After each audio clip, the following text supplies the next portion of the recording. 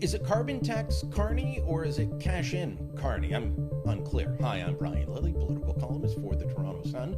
You've heard the Conservatives use the nickname carbon tax Carney. That's what they're calling Mark Carney, former governor of the Bank of Canada, who everyone's been speculating, will he run for the Liberals? Is he seeking the Liberal leadership? Will he join the party in some way? No, of course, we know now he is an advisor to the Prime Minister.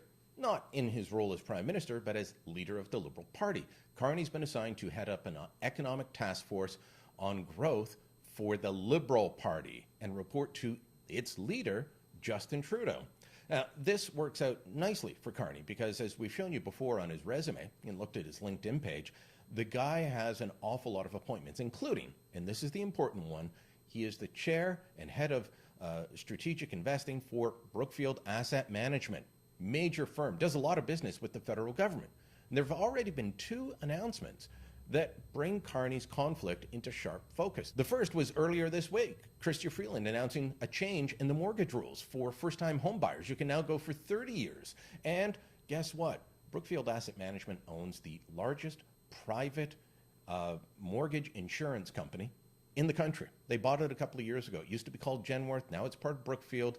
They are a major beneficiary of this new policy. They've been advocating for it forever. Mark Carney's now the advisor to the government. Bingo, bango, bongo, it's done.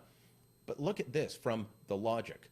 The online news outlet The Logic is reporting that Brookfield is looking to establish a major new pension plan investment fund, and they want the federal government to put $10 billion in. Talks are heavily underway. So the feds are looking at putting $10 billion into a fund from Mark Carney's company while he's advising them.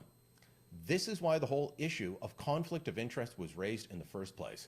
I told you when Carney was appointed that one of the major problems is, well, we've already had an economic growth panel like this, and it was headed up by Dominic Barton, the guy who used to be the head of McKinsey. And what happened after that? McKinsey got tons of contracts. They skyrocketed for McKinsey. Dominic Barton being appointed an advisor to the government was not good for Canada.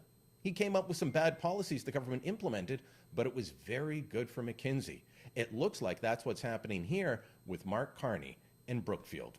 Let me know what you think. Drop a comment down below, share this on social media, and don't forget to subscribe to our channel.